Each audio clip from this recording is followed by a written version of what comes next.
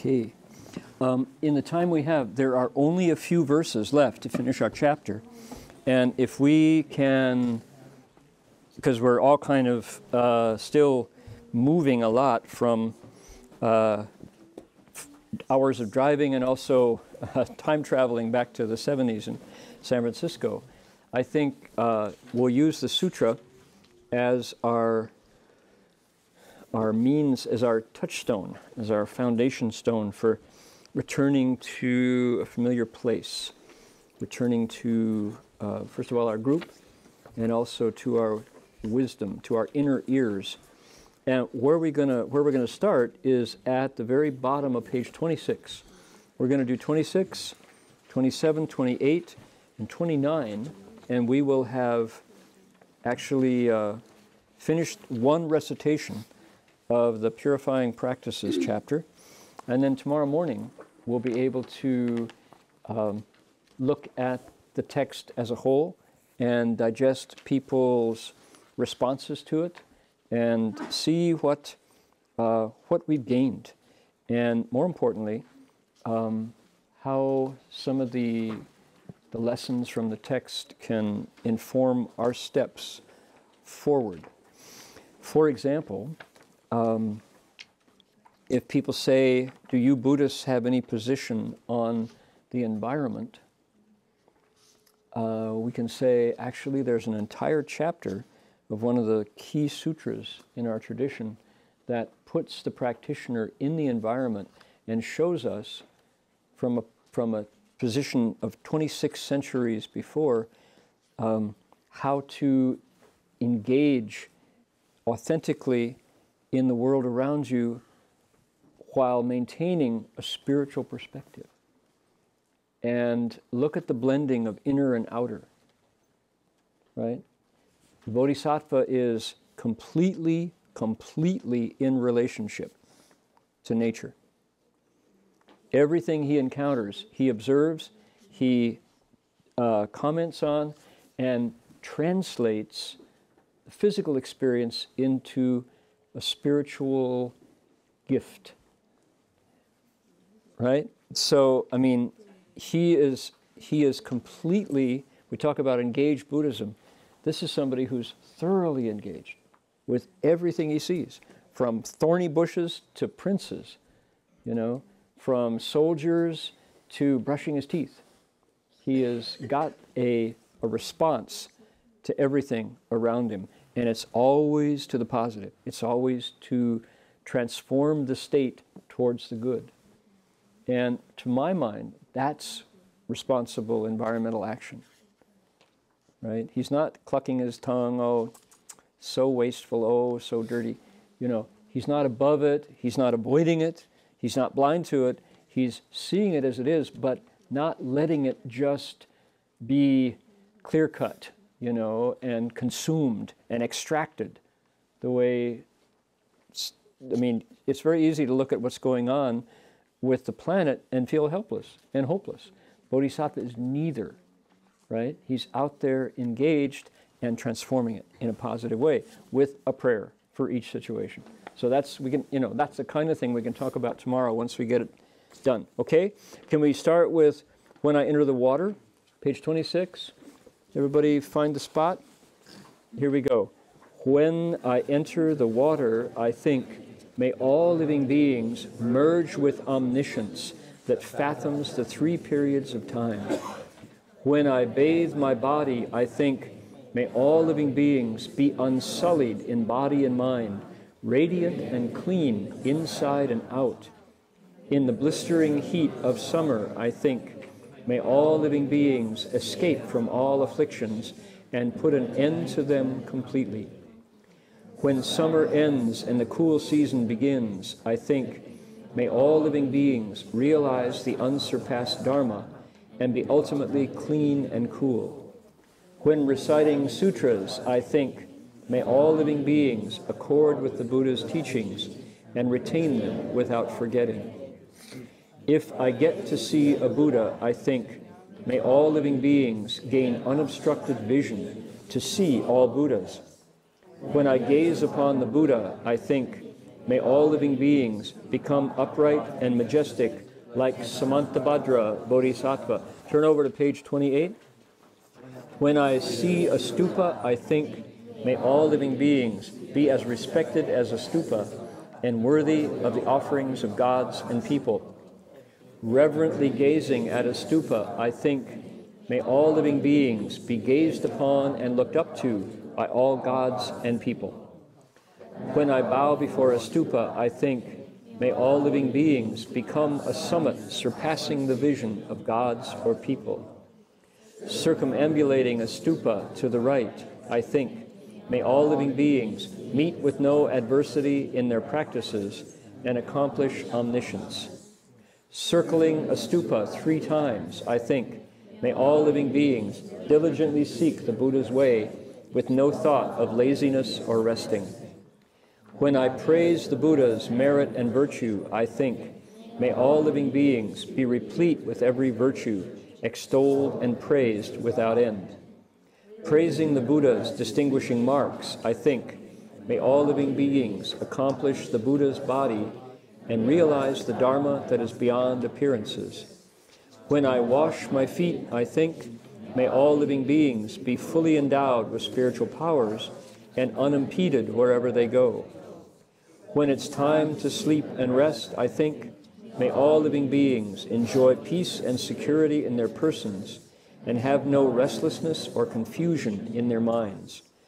When I awake from sleep, I think, may all living beings awaken to omniscience with vision that spans the 10 directions. The end, here we go. Disciple of the Buddha, if bodhisattvas cultivate their minds in these ways, they will gain supreme and wonderful merit and virtue. In all worlds, they cannot be disturbed by gods, demons, brahmas, shramanas, brahmins, gandharvas, asuras, and so forth. Even the arhats and pratyeka Buddhas cannot move them.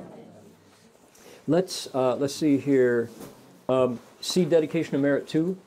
Let's read it now because we just finished reciting. Let's do turn over to the next page. There's Dedication of Merit 1 and 2. Let's do 2. From the May the Merit. Here we go. May the merit from this practice adorn all the Buddha's lands, repay the kindness from above, and rescue those in paths below. May all who see or hear of this resolve upon awakening, and when this body meets its end, be born together in the land of bliss. Now, that's a transference wish made for you, and as you recite it, it's kind of, we put it into the air, but every dedication invites you to make your own. So, right, I want this to adorn Buddha's lands, including yours when you become a Buddha, repaying kindness and rescuing beings below who need it. May people who hear or see resolve, make the Bodhi resolve, and when you die, may you go to the Pure Land. Those are all good wishes, right? But is that your transference? Maybe so. If not, make your own. That's the opportunity there. Do y'all see in the end here who's that? Anybody keep on turning the page? Waito Bodhisattva, the Dharma protector, who has a vow that if you come up with 49% sincerity and effort, he'll supply 51%. You only need half, and he'll supply the rest. It's only to be feared that we won't even come up with half, you know. So not everybody takes advantage of Waito Bodhisattva's strength. Okay, so there we go. We've done it. We did a recitation in English of a piece of the Avatamsaka Sutra. And that hasn't been done many times in America or in the world, perhaps. So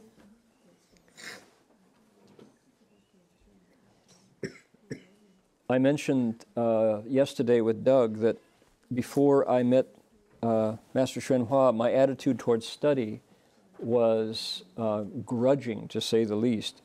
Maybe it came from going to public school and being with guys who I was a jock and I preferred baseball to sitting in class. I just wanted to go out and play baseball in the season or basketball. And I didn't care much to learn because my parents were certainly pro-education and they wanted me to do my homework, but it wasn't there didn't seem to be any fun in study.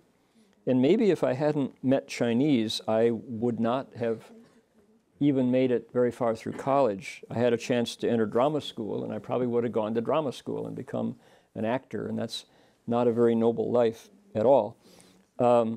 So left home, became a monk for 18 years. After 18 years, had the opportunity to go back to school, and something had changed. And I was so hungry for knowledge at that point, because I saw the difference between knowing nothing about the world around me and the people in it, or not even caring. And I had met this text and seen suffering, myself and all the creatures crawling under my feet on the California coast. And I realized that the only way I was really going to make a difference was to be able to communicate. If I couldn't communicate with people, they weren't going to listen to me. They didn't care. I was too bizarre, you know, just as I was. And what was education for? It was a means, not an end. And there's a name for what I discovered, and it's called the life of the mind. And I picked up that from my association with Shifu. He loved to learn. Just that act itself was something that made him smile. And he visibly was interested in the world around him. And just it lit him up when he learned something new. And I realized that he could communicate with anybody. And I'm assuming it was not just people, not just humans. So I wanted to be like that. And so when I got the opportunity to go back, it was, yes, I really want to learn. So I entered a 10-year program studying about religion. And thank goodness, the Graduate Theological Union, where Doug had been, and my friend Kent Nurburn, who showed up in the picture here, they were willing to gamble on enrolling a monk in robes, you know, in the PhD program. So that was, my attitude had completely turned around at that point. And I had been raised a Christian, but I knew nothing about the Bible. I had really been allergic to Christianity because of, maybe just because it was my parents, or, I mean, that they were fine people and admirable, but it didn't appeal to me. The way Jesus was presented Jesus was kind of a surfer dude, you know. He was a long-haired hippie white guy, and there was no particular. It was patronizing. The way there was nothing heroic about Jesus. The way he was presented, it was kind of like he was distorted. When you read the Gospels, Jesus was genuinely on the Bodhisattva path. I mean, my goodness, what a fearless figure he was, coming from humble origins and speaking truth to power, you know, so to speak, and all. So anyway, when I went back to school, I just vacuumed up everything I could learn about the Old Testament, and because I had something to compare it with. And the difference was Shifu's attitude towards study and what I had learned and memorized about this text. Because it was clear that if I didn't know something about what other people were thinking, they weren't going to listen to me. Why? Why bother? So in order to be of any help, I had to know something. And that was different. And it's like my learning mind just cracked open. And that made all the difference. And so for me to get a doctorate, and also I have to say that what was really different this time was I had affinities with 3 men in particular who formed my dissertation committee from day one. And the number one was a Japanese Pure Land priest named Ronald Y. Nakasone.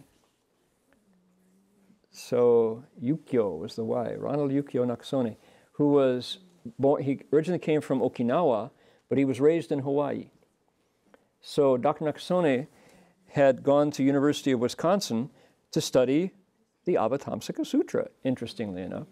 And when I got to the GTU, he was one of the professors at the Institute for Buddhist Studies, and he was willing to take me on as a student.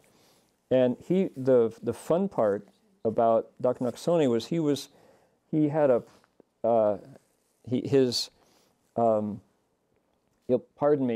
he called it his bullshit detecting meter was really keen.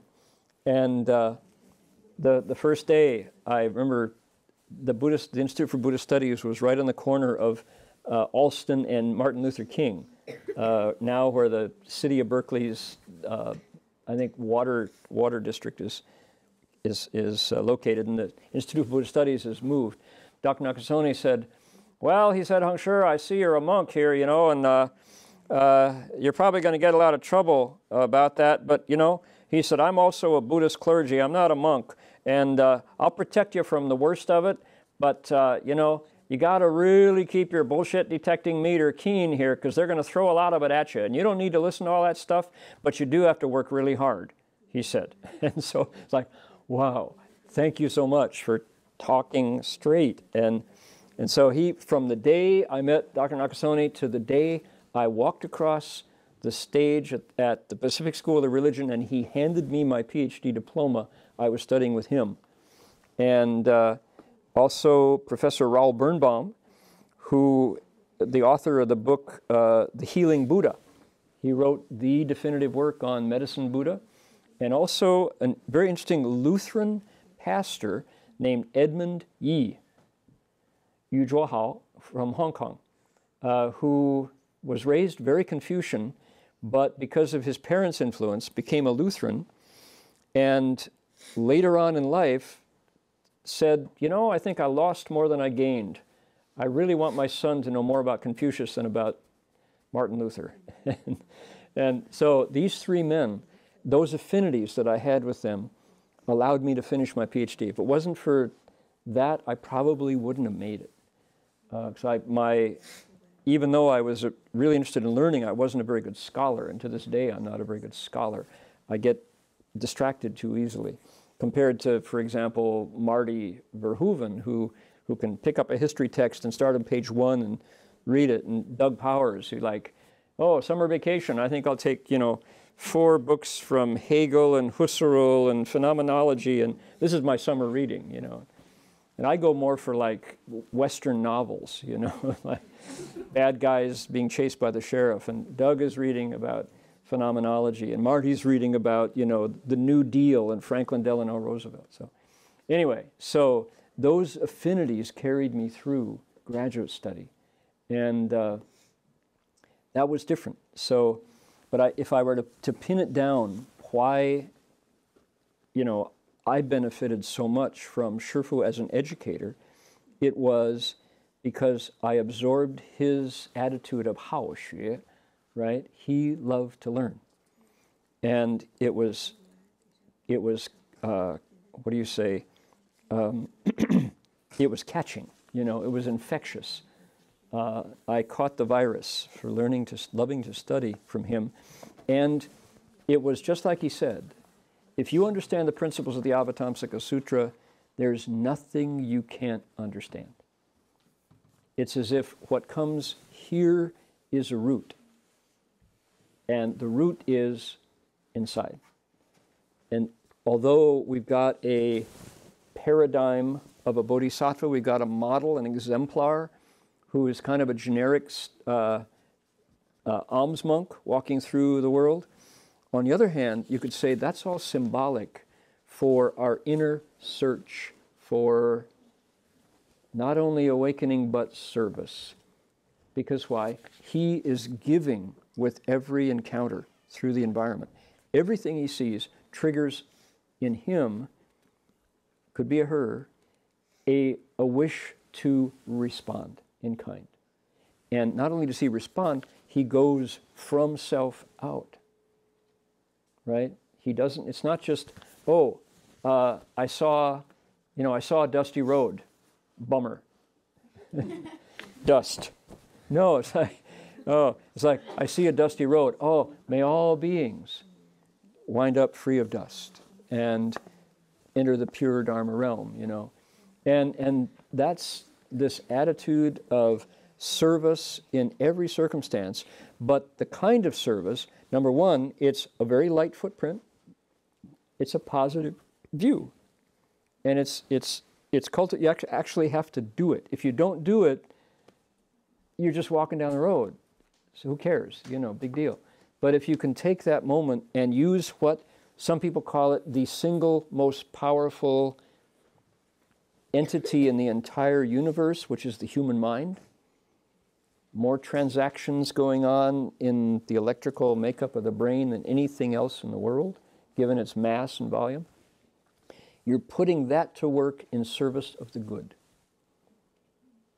It's not a small thing. We're so numb because of, do I have my phone with me? I don't. The phone is such a marvelous device, what it can do, that we're kind of numb to our internal computer. The 电脑 somehow is more exciting than our 神脑. The electric brain does more. It's more dramatic. I mean, my own brain can't send a text message reliably that I know you're going to get, and then add an emoji at the end. You can't do that. So we love our phones, but is the phone like recreating in silicon something that we already have in carbon? I don't know. Oh no. Yes? Well, see, computers were designed to communicate to each other and also text each other with emojis at the end. I know. Brains were just designed, they weren't really designed more, I don't know. Yeah, me neither. But, however, I would propose that we haven't exhausted the capacities of our brain. Right? The same way we don't know where, guess probably when the phone merges with biological chips, probably your generation is going to have a lot to do with that. The phone that we know now is not what the phone's going to be for long. It's going to change shape pretty quickly. Probably in our lifetimes, it will be organic chips, right? I mean, it's being experimented on right now. So, the brain is, unless we study the lab report of somebody who did investigate the mind's possibilities, then this doesn't exist. It's not when sure, okay, I got a story, because it's already, guess what, it's already 9 o'clock. My goodness, time goes so fast. Here, I got a scary story, which is true. 1985, Vancouver, Gold Buddha Monastery. I forget the actual circumstances. Something had happened. There was a new weapons breakthrough, and I think Reagan on the seat in 1985, and yeah, and Star Wars. It was Reagan's Star Wars. That's what it was. And people were saying, gee, Shifu was visiting Gold Buddha in Vancouver, which he did about once every 5 months or so, twice a year. And so Shifu, what's going to happen, Shifu? He said, oh, probably the same thing that usually happens. Oh, what's that, Shifu? We blow it up. What do we blow up, Shifu? The planet. We blow up the planet usually, Shifu? What's that? He says, yeah, we outsmart ourselves. We get too smart for our own good. And he said, that's usually what happens. And we come back. We come back. But then he said, but that's not the biggest problem. He said, that's over in a hurry, and it's, you just come back. He said, what I'm really concerned about, and so there's a chance to actually do something about it, is with things like cloning. And cloning, I think Dolly the sheep was also big news back then, the first cloned animal. He said, and the word we were saying was test tube babies back then. That was the vocabulary. He said, test tube babies. He said, what's going to happen is we're going to keep on synthesizing body parts to the point where medical science is going to progress to the place where if you need a new kidney, you go to a vending machine and you purchase a kidney. And because why? It'll save lives. People will call it progress, he said. Will you wonder where that kidney came from? Chances are it will come from a cloned animal. It'll be a pig's kidney, you know, adapted for human use. And he said, when our bodies, the percentage of synthetic organs surpasses naturally born organs, we will lose filiality, because you can't be filial to a test tube. You can't be filial to a laboratory or a manufacturing plant. There's no organic connection. He said what happens then is we lose the Tao.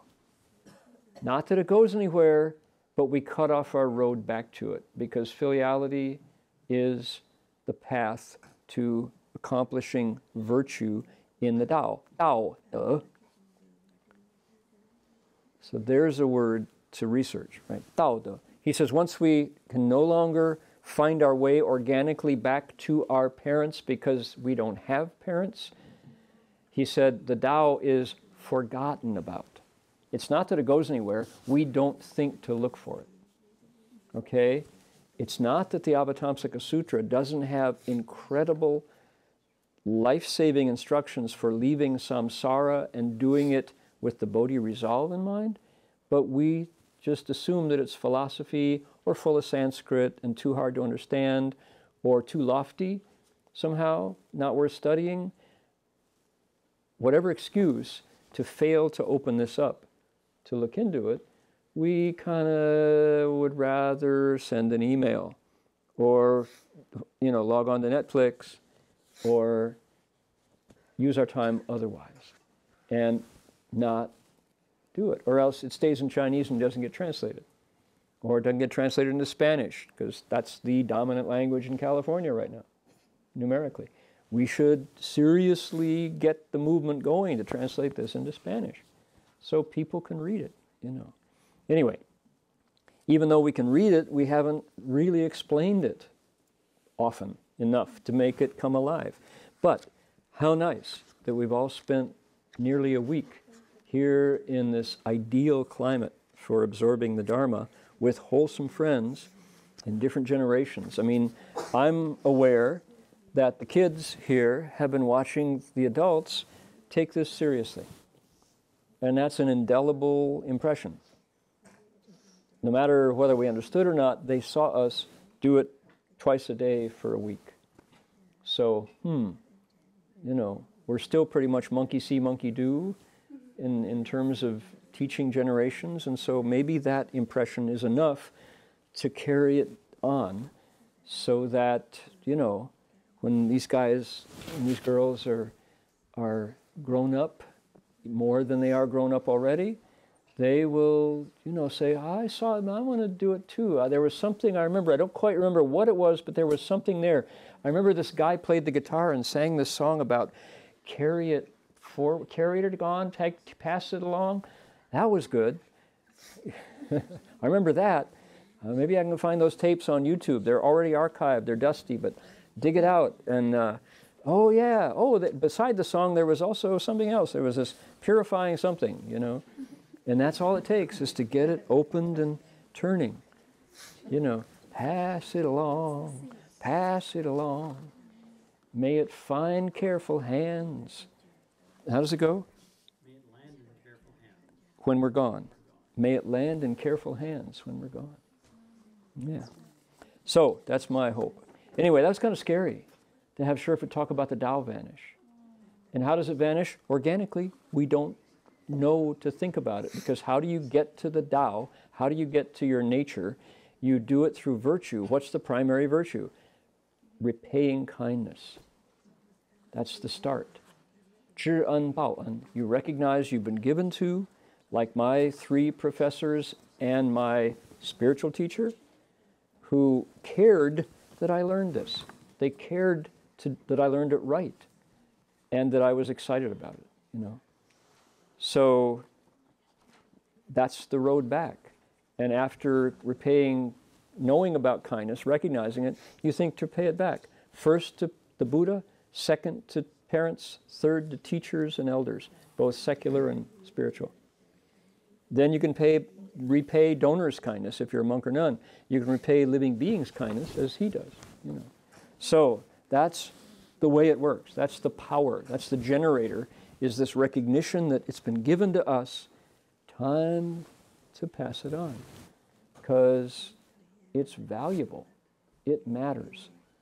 This matters, you know. Otherwise, we're just kind of like mucking around in the dark, swimming a little bit, floating a little bit, drowning a little bit, and coming back. There's a lot to learn here. And what I like about this is unmistakably, this is a human. Notice that, right? This is not a god. This is not an extraterrestrial, you know. It's a human. And it comes as a complete human. And although he's training as a monk, this is a complete human. And the complete human has available to him feelings. The feelings aren't emphasized so much, but you can feel the heart, the kindness behind this, right? This is a kind human being. And that is a model I can get behind, right? He's not some analytical monster, and he's not bound in time either, although some of the images come from, you know, an agrarian society. This is a kind of a universal picture of a human at his best, right? So anyway, I don't want to be with a human who's only a brain. I want to deal with a person who's also got their heart open and working, because that's a person I can trust. You know, Master Hua's comment was, we outsmart ourselves every time. We blow the planet up, which is like, every time? You mean we've done it before? He said, yeah, every time. That's what we do. And that's not people who work with their hearts. That's people who work with their brain. Comment? What is it with the highly glorified pump that... The highly glorified what? A pump. The pump? No, not that heart. literally a Not that pump. heart. Yeah, but I mean, there is definitely, you better have one. I hope yours works really well for a long time, right? But that's not the heart we're talking about, right? Every movie star, is out there giving us stories about the heart. Love stories, right? And revenge stories and betrayal stories, and all of the great literature is about the heart. So not just the pump. That's part of it, but that's not the whole story. Yeah, Dr. Wang. So I read this paragraph actually quite a bit since yesterday. When I see a sick person, I think, may all living beings realize their body is empty and mortal and turn away from fighting and contention. So just follow your conversation with today, and when you get sick, would you want to be cared by a robot? Yeah. That is very sophisticated. Or you want to be treated by a doctor who actually abide by what I just read. Yeah. Think about that. Yeah. No, it's possible. Actually, we could have that conversation at another time, but we have like Yuan Lin, who before he entered DRBU was one of the main engineers behind delivery systems for distance healing, distance medicine. What's it called? Remote medicine, right? Telemedicine. And that, since you've been away from VC, it's grown so fast and progressing. I was reading the proponents of AI, artificial intelligence, are saying that there's a lot of concern in the medical community that robots will be doing a better job of diagnosing, more accurate. And this was a New York Times article. And it's a huge, huge controversy, precisely what Dr. Wang put his finger on. And healers, not just doctors, medical professionals who actually heal illness are saying robots cannot do the important healing that human contact can do. And of course, the proponents of artificial intelligence say, oh, they'll not only do it, they'll make fewer mistakes, So we're right in the heat of that argument back and forth right now. So we'll see. I personally don't want a non-human to diagnose me, because I'm not in touch with how much of, well, let me give you an example. I won't mention a name, but I came back from a 26-hour travel from Australia to Berkeley. When I got to Berkeley, the second day I stepped on the floor and my foot went, youch, right? And my foot had swollen up, just one. And it was like, what in the world? This has never happened before. And the doctor who I've relied upon for the last 3 or 4 years looked at me and said, oh, the problem's there. Didn't touch me, looked. She said, you pinched a nerve up here. And that's what's caused the circulation to stop in your foot. And she's Chinese medical, using Chinese medical arts. She was able to diagnose with a look. No robot in the world was able to, you know, and I had, sure enough, you know, she recommended some herbs and it cleared up, you know. But how amazing is that? And that's my experience. The very same doctor, one more story, that's a great story. Here's how the Dharma works, right? Now this is not a Buddhist doctor, but a very Buddhist-friendly doctor, was sitting in Tiant's tea shop when it was Celadon, back on Solano Avenue. My mother was visiting. And my mother, as she got on the airplane, came down with shingles. Shingles is extremely painful. And it was under her waistband, and I think some other place where her clothes were chafing. And my poor mom, she was suffering. And so but she was seeing her son, you know, the monk. And so, and she was seeing Doug and Marty, who she cares about a lot. And so we said, well, let's go to Tiant's. It was called Celadon. Let's go to Celadon. She said, all right, I definitely want to go. And so we took her in, and you could see that my mom was just all kind of frozen up. And here was this doctor, who I won't name, sitting there in Tiant's. And I just thought, hey, would you be able to look at my mom? She has a lot of affliction now with this pain. And she said, of course I would. So I said, well, I won't be able to translate. Can somebody help translate? And so they went into the back of Tiant, of Celadon, and my mother's eyes were like, what are you doing? You know, you're sending me over to this Chinese doctor. And will there be needles involved? You know? and so this doctor is well known for being able to move qi. And she doesn't touch, right? It's another aspect of Chinese traditional medicine. And so I'm pouring tea and drinking tea and pouring tea and drinking tea, thinking, what's going on back there? 20 minutes later, my mother comes out, and her eyes are bigger than before, and she says, she made the pain go away and didn't touch me. The pain is gone, she said. And I asked the doctor, she says, yeah, she had too much fire, and it went the wrong way, and she'll be better now. But if I could see her one more time before she goes back, you know. And my mother was like, she couldn't believe and she went back to Toledo and said, I met a doctor who healed me without touching me. I believe Chinese medicine works, she said. That had a lot to do with opening her up to Buddhism. Because why? She had no way to explain what had just happened to her, really. You know, the doctor had taken the pain away.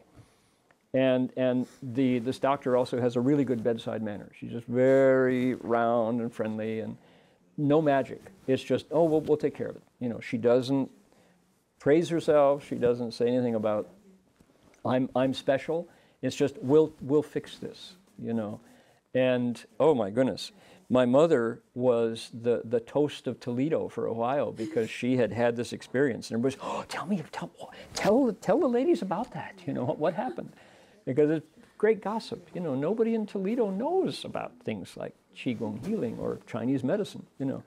So anyway, that's how the Dharma is coming in at the level where people, my mother's a Methodist churchwoman, right, or was, and this was beyond her experience, but it worked. And so if that worked, what else works? No robot could do that. So anyway, artificial intelligence will certainly save a lot of lives, self-driving cars, for example, but the AMA is certainly upset about this. Whereas other voices will say, oh, this is the best thing. This is going to save lives, and I don't know. We'll see. We'll see. All right. So let's transfer the merit with the guitar, since it sounds so nice. My goodness, people singing that together sound just great.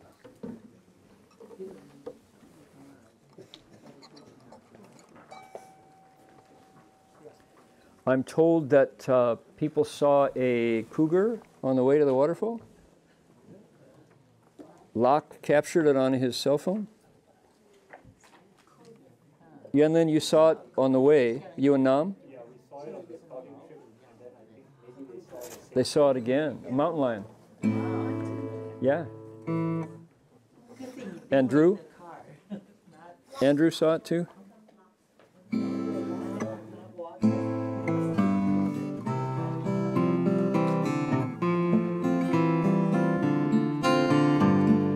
Time to do your own transference.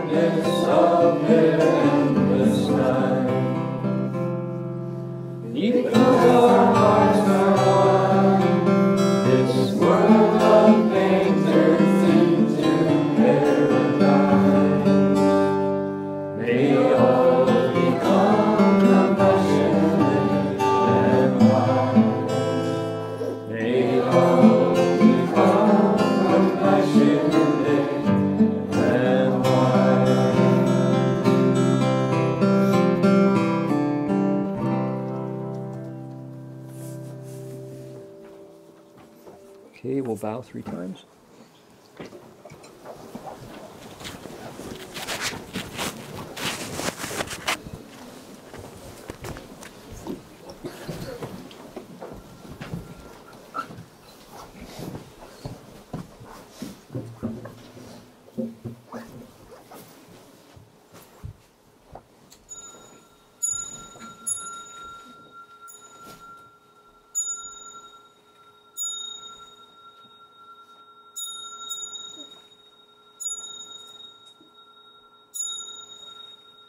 Bow in respect to the Venerable Master.